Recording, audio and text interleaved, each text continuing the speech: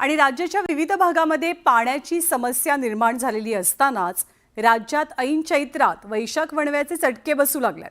राज्यातल्या अनेक शहरात तापमानाचा पारा हा 40च्या पार गेलाय। त्यामुळे नागरिक उष्णतेपासून हैराण झाले असून अनेक भागात उष्माघाताचे रुग्ण वाढण्याची शक्यता आहे। भुसावळमध्ये सर्वाधिक तापमान नोंदवलं गेलं। इथलं तापमान 43.3 अंश सेल्सिअस वरती पोहोचलंय।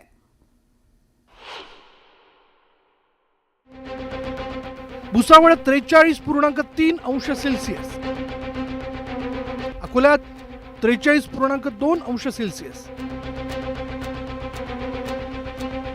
चंद्रपूर 43 अंश सेल्सिअस, यवतमाळ 42.4 अंश सेल्सिअस, नाशिक, मनमाड, संभाजीनगर 40 अंशांच्या पुढे, चिपळूण 42 अंश,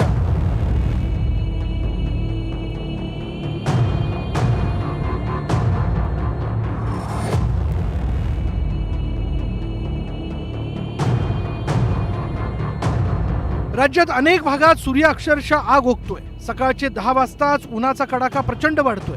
लोक घामाघूम होत आहेत, जीव हैराण होतोय।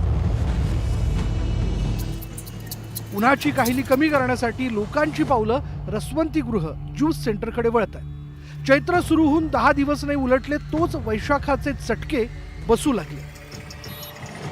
आता उन्हाळ्यासाठी आपलं जर सांगायचं असलं तर आता सध्याच पाणी पडला। त्या पाणी पडल्यामुळे त्याची जी वाफ आहे, या वाफेमुळे लोकांच्या तब्येती खराब होत आहे। त्याने काळजी घ्यावी की कुठलंही पाणी पिऊ नये। आपल्या घरून निघताना व्यवस्थित पाण्याची एक छोटीशी बॉटल आणि निघताना अवश्य डोक्याला एक फेटा किंवा शेला किंवा रुमाल असं व्यवस्थित बांधून जावं।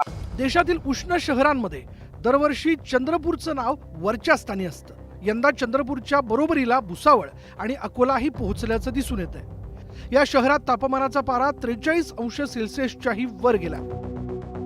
उन्हाचा कडाका टाळण्यासाठी लोक घराबाहेरच पडत नाहीयेत। रस्ते सुनसान दिसतायत। अंदाजन अगर इसी तरह से माहौल चलता रहा और किसी तरह का बारिश वगैरह का वेदर नहीं हुआ तो 45 से ऊपर जाने की संभावना है। नाशिक मनमाडमध्येही तापमान 40 अंशापार पोहोचलंय।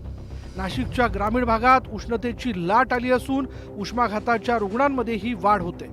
यासाठी महापालिकेच्या रुग्णालयात उष्माघाताच्या रुग्णांसाठी विशेष वॉर्ड सज्ज करण्यात आले। उन्हातनं जाऊन आले की लगेच शरीरावर गार पाणी मारणं किंवा गार पाण्याने हातपाय धुणं हे टाळलं पाहिजे। थोडं जे नॉर्मल टेम्परेचर आहे त्याचा त्यांनी वापर केला पाहिजे आणि जे रेग्युलरली उन्हात राहतात त्यांनी ORS वगैरे पिणं या सगळ्या गोष्टी करू शकतात। आणि जर सपोज तुम्हाला असं वाटतं की मला खूप चक्कर येते, माझं डोकं जड झालंय, थोडं अल्टर्ड सेन्सोरियम असेल म्हणजे बोलताना वगैरे जर त्यांची जीभ जड होते तर अशा वेळेस त्यांनी लगेच रुग्णालयात हजर व्हावे।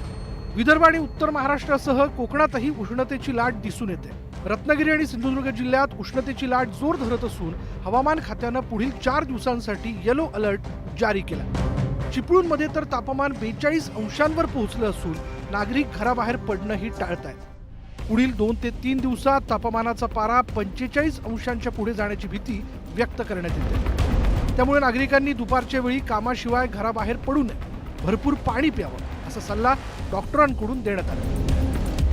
Bureau report, news 18 Lokmat.